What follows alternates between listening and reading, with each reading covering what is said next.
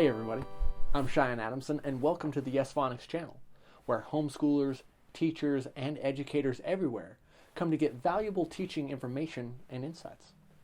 So today's topic at hand is Good Manners Matter, and we basically compiled 5 tips to get unruly kids interested and paying attention. So the question is the age-old question, which teachers and parents everywhere have been wondering about for all this time.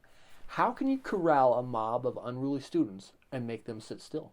Well, you can't. I'm sorry. But you can make them want to sit still. So students who are conducting themselves respectfully towards you, each other, and themselves are not only less disruptive, but they will most likely learn and retain more of the information that you're trying to teach. So good manners also help children develop self-esteem and self-confidence, says the etiquette author Letitia Baldridge in her book, Manners for the Modern Child. So we're drawing from the most successful resources here at Phonics in teaching kids manners. And we also offer ideas on how to get your students at home or in the classroom on how to focus on matters at hand, like learning to read, write, and spell. So the number 1 on our tips and tricks list is jumping jacks. Yes, jumping jacks. You remember those? You kind of just get that going. This technique works great for parents who homeschool, and it also works well reining in the antsy-pantsies in the classroom. 10 spontaneous jumping jacks get the mind engaged and the blood flowing through the body and into the brain. And it helps them refocus their attention on their studies.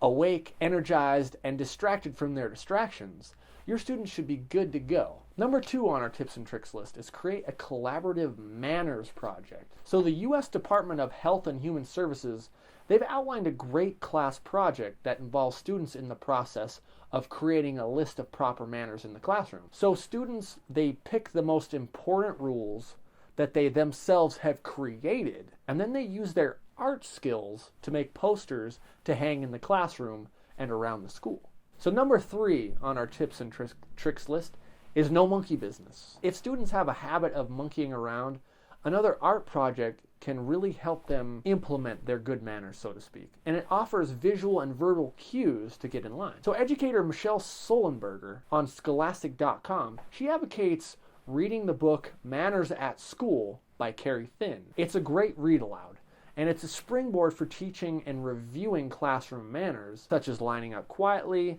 raising your hand, listening, sharing, and cleaning up.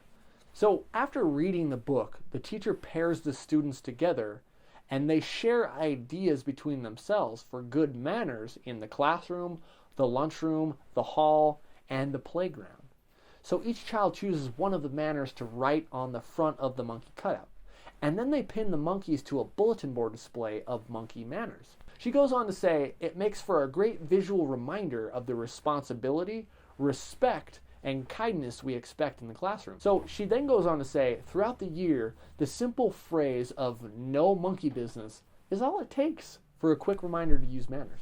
Number 4 on our tips and tricks list is play the good behavior game. The National Registry of Evidence-Based Programs and Practices discusses the good behavior game, which uses a classroom-wide game format with teams and rewards to socialize children to the role of student and reduce aggressive, disruptive classroom behavior. So number 5, our final tip and trick on this list is take advantage of the teachable moment. So we've talked about etiquette author Letitia Baldridge a video or 2 back, and she links manners with kindness and good human relations. And she's advocating the following.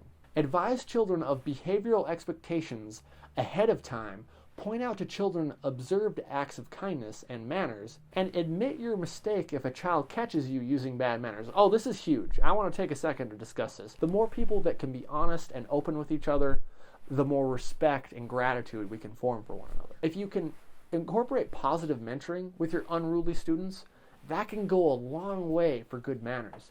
And it can also go a long way with learning how to read, write, and spell. Because if they're paying attention in class when you're teaching them the Spalding method or any sort of phonetic language arts, then they're going to retain all that information more readily than they would if they were acting out or being disruptive. Respectful behavior can grow from the outside in, which helps students with self-esteem issues and reaching far beyond the classroom. And that's it for the video.